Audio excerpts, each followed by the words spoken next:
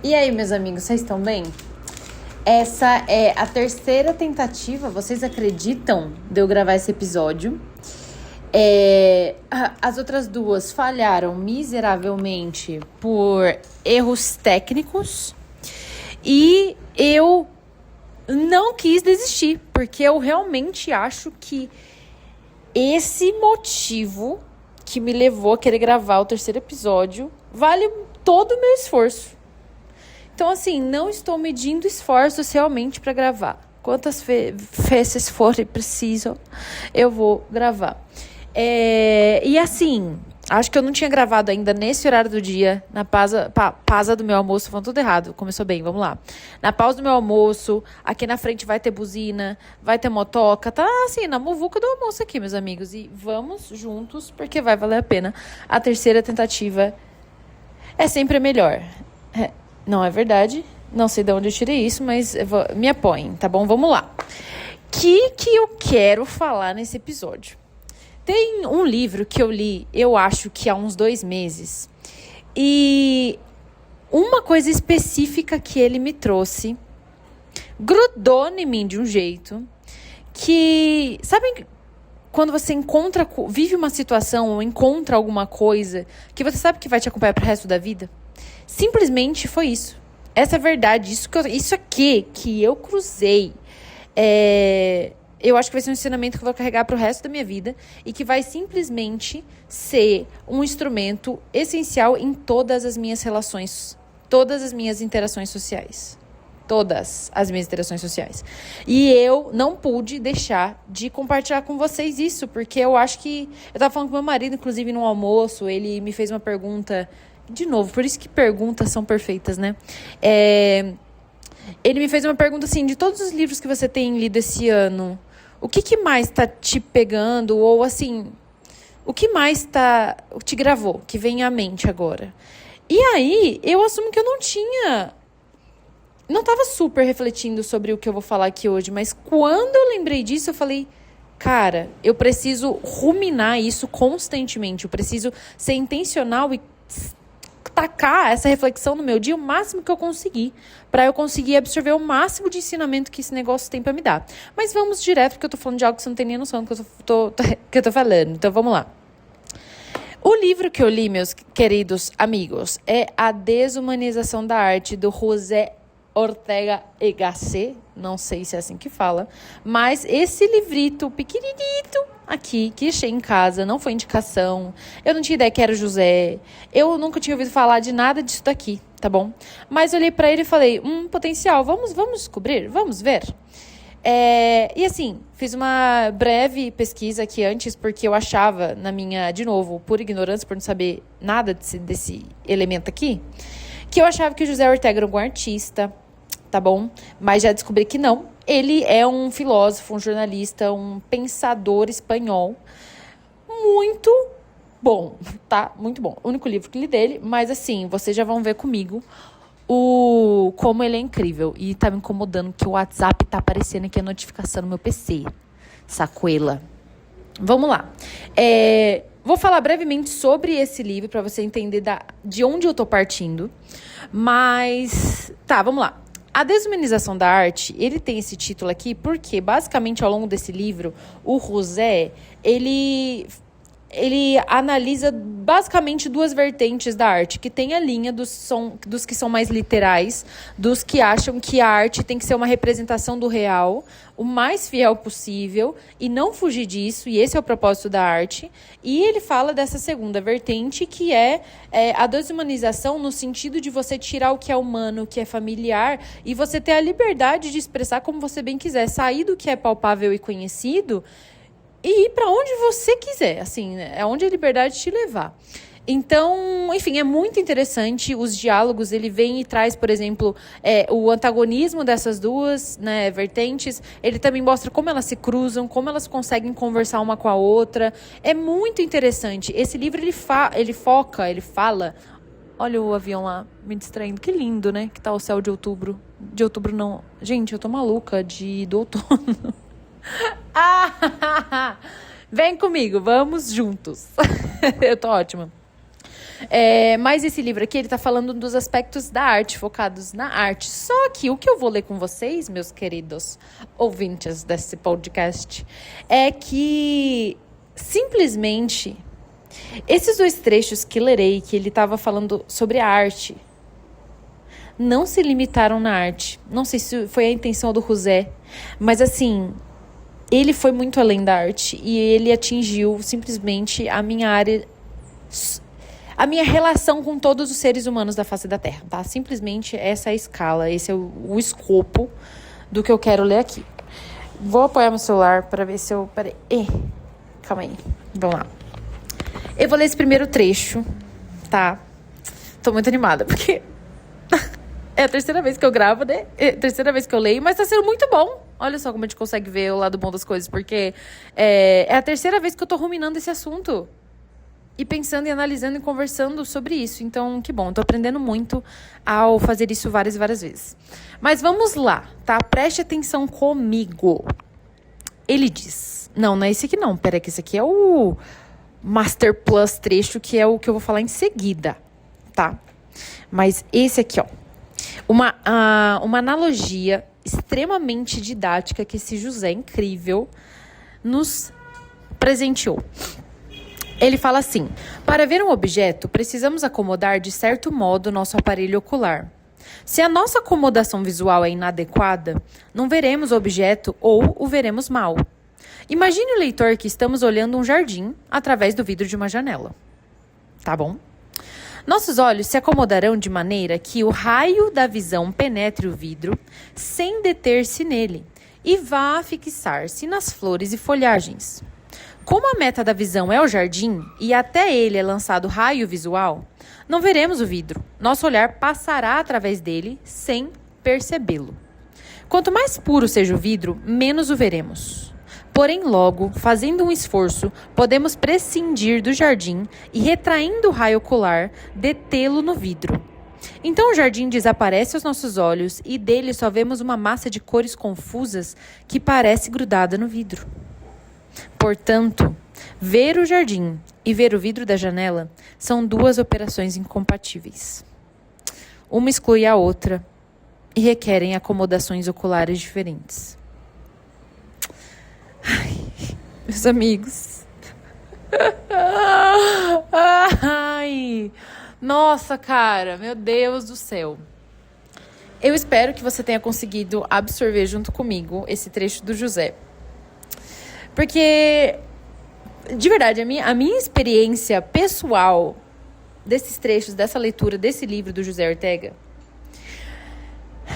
foi tão didática, pra mim ele foi tão certeiro, que eu sinto que eu não teria o que adicionar. Mas, vamos lá, eis-nos aqui, né? Gente, tanto esse trecho quanto o outro que eu vou ler,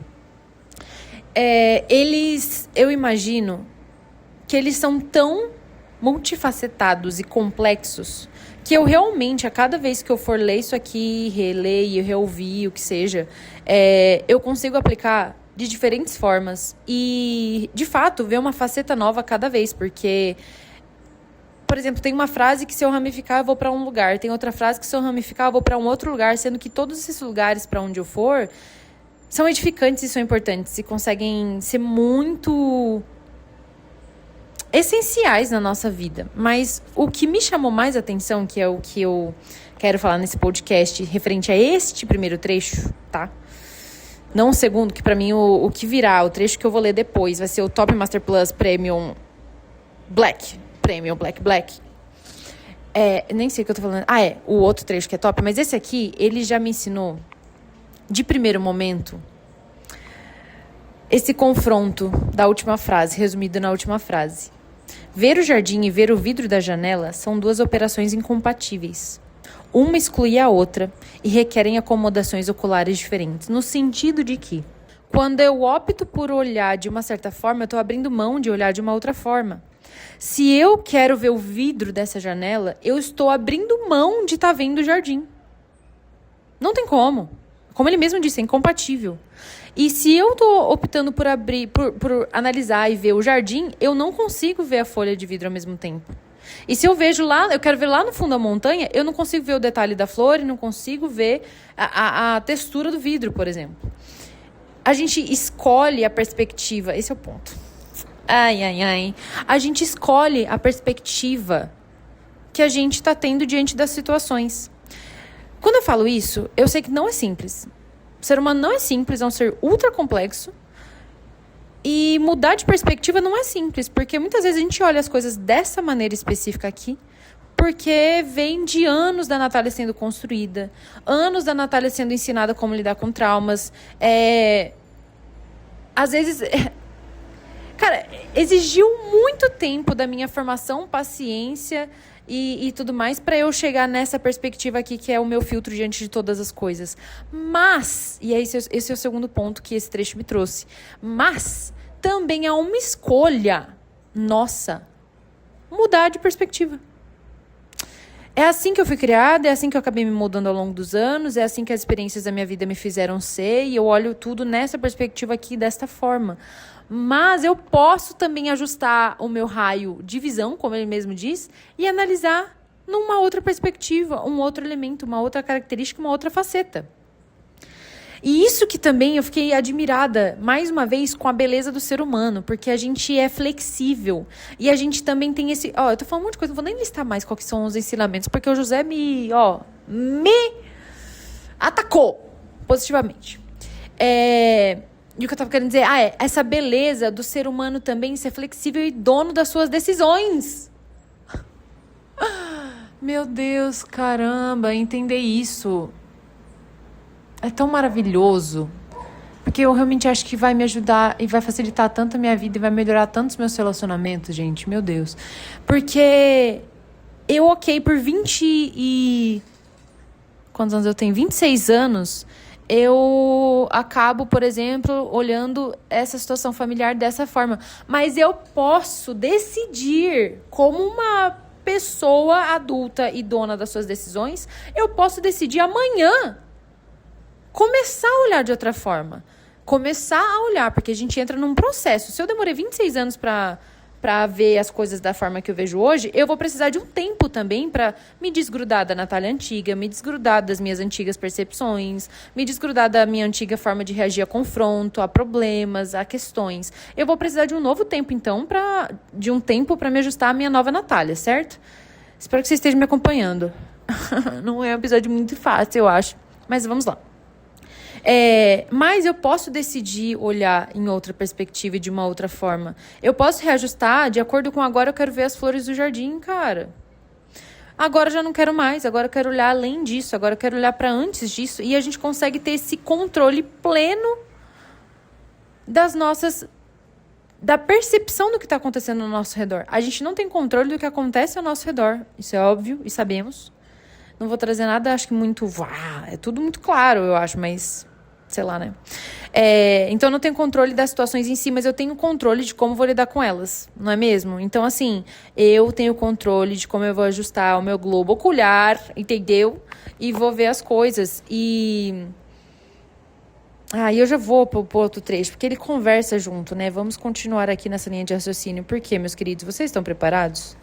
Porque agora sim virá o trecho More Master Plus do José Ortega, tá bom?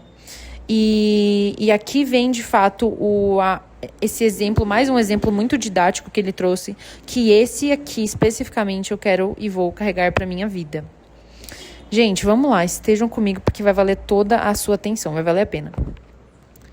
José diz: um homem ilustre agoniza. Sua mulher está junto ao leito.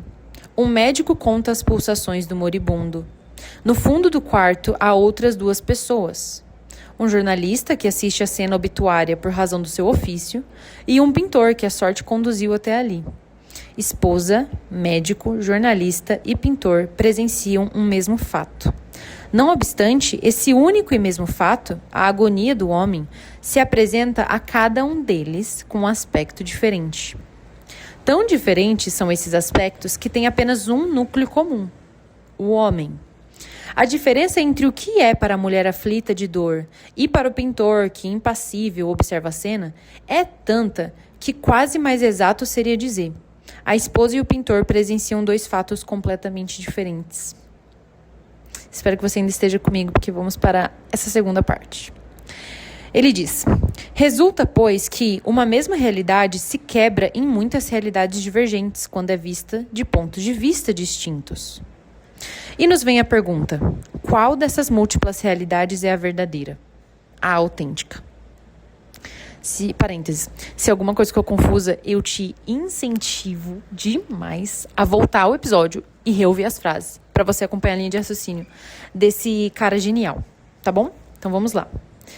Ele faz a pergunta: qual dessas múltiplas realidades é a verdadeira? A autêntica. Vamos lá. Aí ele fala assim: todas essas realidades são equivalentes. Cada uma é a autêntica para o seu congruente ponto de vista. Ou seja, cada uma é a verdadeira de acordo com o seu respectivo ponto de vista. A única coisa que podemos fazer é classificar esses pontos de vista e escolher entre eles aquele que praticamente pareça mais normal ou mais espontâneo. Assim chegaremos a uma noção nada absoluta, mas ao menos prática e normativa da realidade. Ou seja, o ponto de vista que eu escolher não é o único existente, o único verdadeiro, o absoluto. Mas é o que fez sentido para mim, diante de vários que são verdade. Fecha a minha adição. Vou aqui para o último trecho, que é a cerejinha do bolo. Ai, meu Deus. Fala assim: para que possamos ver algo, para que um fato se transforme em objeto que contemplamos, é essencial que se separe de nós e que deixe de formar parte viva do nosso ser. A mulher, pois, não assiste à cena, mas sim está dentro dela. Não a contempla, mas sim a vive. Vou até tomar meu chá depois dessa. Espero que você esteja refletindo ou voltando os trechos do episódio aí para ouvir de novo o que ele tá falando. Cara, que presente ter cruzado com esse livro. E que presente questionar as coisas. Vamos lá.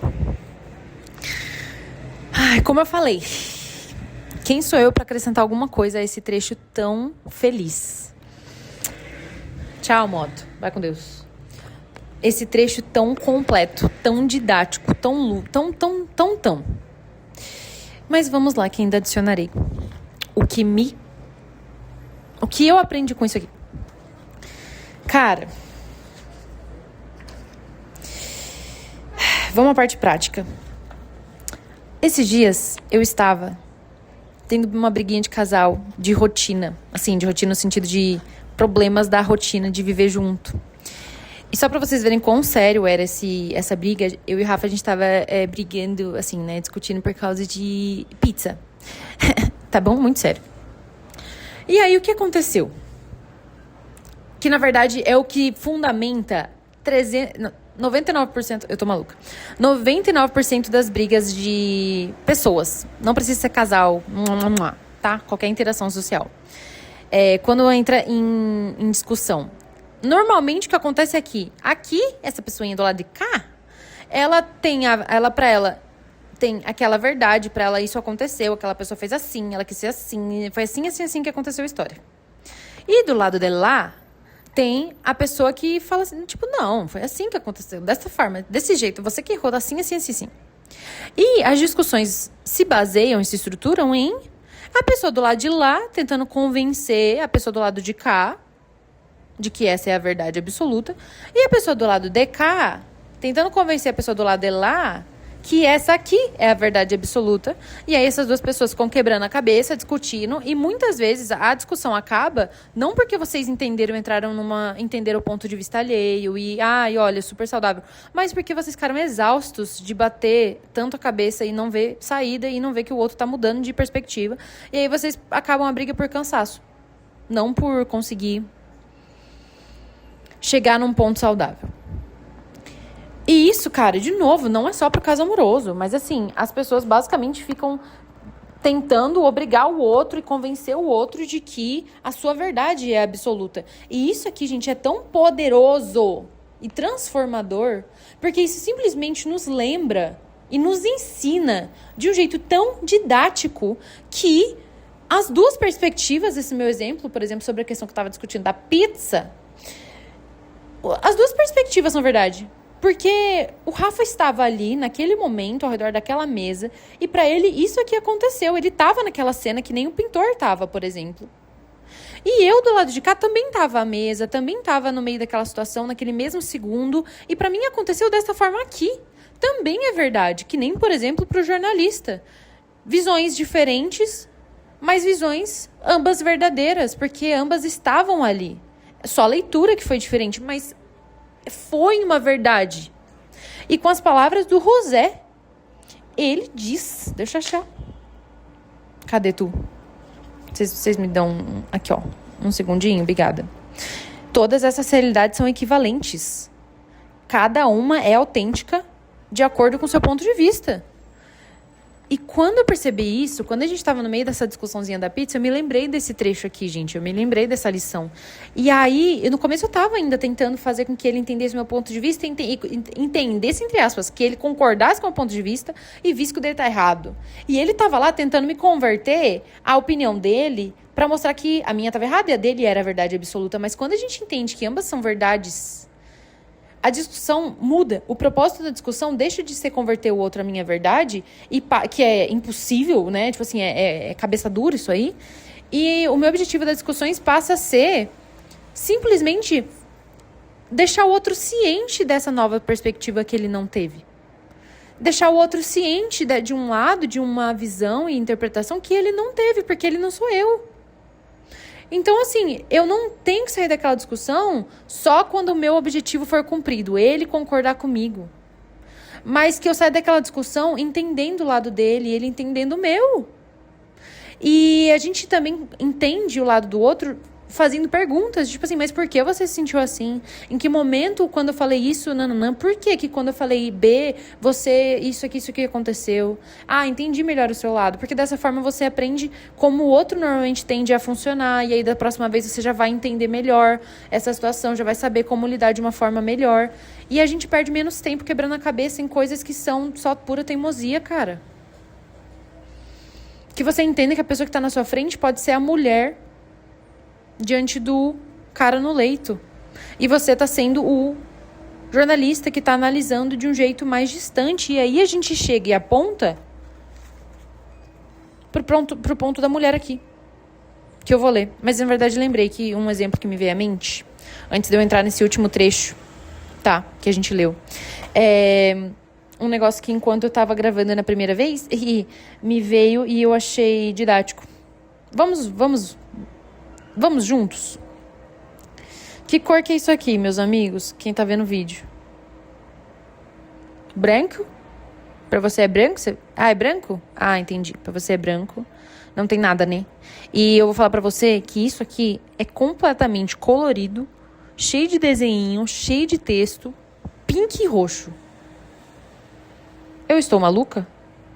Se a gente tivesse uma discussão, você ia ficar batendo o pé de que é branco, e eu ia ficar batendo o pé de que é pink colorido, cheio de desenho, né? Vocês estão entendendo? Vocês estão entendendo o que eu tô querendo dizer? É o mesmo marca-página, mas eu vejo de um jeito diferente, e a sua verdade é a sua verdade, e a minha verdade é verdade. Vamos parar de falar que só a nossa é verdade. Que arrogância, prepotência absurda. Como a gente é arrogante e prepotente, gente? Nossa, o mundo é versátil, sim, tipo assim, tem leituras diferentes, perspectivas diferentes. E um parênteses, um disclaimer. Eu não tô falando da subjetividade aplicada a tudo na nossa vida. Natalinha, euzinha, não você. Eu não tenho a subjetividade para todas as coisas. Eu acho que tem coisas que são, sim, verdades absolutas. Tem coisas que são inquestionáveis. Tem princípios morais e verdades inquestionáveis. Mas eu tô falando pra essa questão de leitura de situações e interações sociais. Por exemplo, último exemplo aqui. Ah, é verdade, tinha esquecido esse exemplo aí, legal. Antes de eu entrar na última observação, do José. Esse tempo também, aconteceu um negócio que eu tava conversando com o Rafa, e o Rafa me trouxe uma informação. E me deixou muito... E essa informação, não, Rafa, essa informação me deixou muito irritada. Me deixou louca da cabeça. E eu comecei a, sabe... Eu comecei a achar tudo ruim. Eu comecei a pegar várias dessas subsituações que ele me contou, basicamente todas as informações que ele me contou, eu comecei a achar ruim, e ficar bravo, ficar chateado com tudo. Isso aqui é errado também, isso aqui é absurdo, qualquer coisa. E eu comecei a ficar, sabe, quando você perde a cabeça, você fica nervosa demais e perde o controle emocional. Aí, eu percebi que eu tava assim, desreguladíssima, e aí eu falei assim, beleza, vou lavar louça. Melhor terapia gratuita de casa. Aí eu fui lavar louça, pensando intencionalmente nessa situação. E eu tentei assim, Natália, você está fora de si, minha filha. Volte. Vamos analisar. E aí é como se eu tivesse um novelo de lã, tá? Então todo embrulhadinho, que você não sabe nem onde está a ponta, nem quantos novelos, subnovelo tem ali. E eu peguei ele na mão ali enquanto eu lavava a louça e eu começava a ramificar. A tirar o nó, a soltar, a tentar entender. E aí, depois de um tempo, depois eu vim aqui, depois de terminar a lavar louça, fiquei na sacada, olhando as pessoas andar na rua e pensar com calma no que tinha acontecido dentro de mim, que eu entendi, gente. E foi tão bom. Me dando tempo e oportunidade para pensar com clareza, eu entendi, de fato, o que tinha me irritado. O que não tinha, tipo assim, o que não era motivo para me irritar. O porquê que eu me irritei, em que momento da conversa, que informação que especificamente me irritou e me chateou. Se tinha coisas que eu tinha como consertar ou não. Se tinha coisas que eu tinha que conversar com alguém ou não, ou era um processo interno para eu lidar. Enfim, ficou de um jeito tão claro essa situação, foi tão bom, porque daí depois eu soube exatamente o que eu tinha que fazer para consertar, para melhorar, para voltar a ficar bem, para resolver aquela situação. Ou coisas que eu entendia que era só o tempo, que, tipo assim, era só dar mais um minutinho para mim, eu me acalmava e tava tudo bem. Então assim, é verdade, esse exemplo que vai aplicar para cá, ó, para esse trecho aqui que ele diz: para que possamos ver algo, para que um fato se transforme em objeto que contemplamos, ou seja, para que se transforme em algo que eu consiga analisar e olhar, é essencial que se separe de nós e que deixe de formar parte viva do nosso ser. A mulher, pois, não assiste à cena, mas sim está dentro dela. Não a contempla, mas sim a vive. Quando eu estou muito envolvida e muito dentro de uma situação, eu fico cega, não no sentido de ver uma mentira, porque a gente viu que é verdade, é só uma interpretação diferente, mas cega no sentido de que eu fico com os olhos aqui, ó, com cabresto, que eu não consigo ver o que tá fora também da situação, ver a situação num panorama geral, a big picture, eu não consigo ver. Mas se eu me afasto e me separo e paro de me fundir àquela situação e entendo que aquela situação é uma coisa e eu sou outra, eu consigo entender melhor. Que nem nisso, eu precisei sair do momento dessa conversa e quando eu estava atropelada por esses pensamentos, me afastar e em vez deles estarem fundidos a mim, eu pegar eles na mão e entender que eles são outra coisa e eu me coloco em terceira pessoa e consigo analisar. E, por exemplo, acho que quando eu pensei nisso, eu também me remeti, inevitavelmente, a uma das minhas maiores questões, né? Não tem como, mas a perda do meu pai. Acho que em todo episódio, praticamente, eu vou comentar sobre isso. Mas, um parênteses que eu acho importante também no meio dessa conversa fazer, é que é importante você ter também o seu tempo de, às vezes, estar fundida à dor. Nem sei, não. Olha, é muito importante, sim. Eu não sou terapeuta, né? Vá fazer terapia, por favor. Mas, o que eu quero dizer? Tem momentos de dor do luto do meu pai que eu preciso estar ali dentro e estar vivendo aquela dor. Que nem a mulher, por exemplo, segurando a mão daquele homem e vivendo muito perto daquela dor. Fundida aquela dor de fato, sabe? E chorando o que tem que chorar e sentindo a dor que tá pulsante demais, viva demais, como ele mesmo diz. Ela estava dentro da situação, dentro daquela dor, não só assistindo a morte, a dor, a doença. Ela estava junta ali. E ela precisou desse tempo, eu imagino. Que nem eu precisei, e eu preciso de momentos de, assim, abraçar o luto e chorar, galera.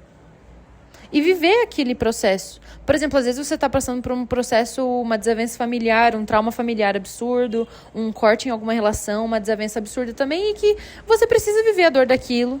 Mas existe um momento que você precisa. Nossa, eu espero muito que você esteja me ouvindo, porque tá passando uma caminhoneta aqui na janela de casa.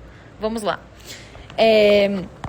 Mas tem momentos que você precisa levantar e ir para um distanciamento e para entender melhor a situação, para entender como melhorar, como seguir, entender o que faz sentido continuar, o que não faz sentido, entender as coisas.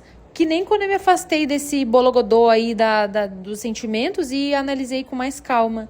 Que nem quando, por exemplo, na questão do luto do meu pai, eu preciso às vezes levantar, enxugar as lágrimas, me afastar e voltar a lembrar das coisas boas e voltar a lembrar de, por exemplo, uma coisa de fato que aconteceu no meio do processo.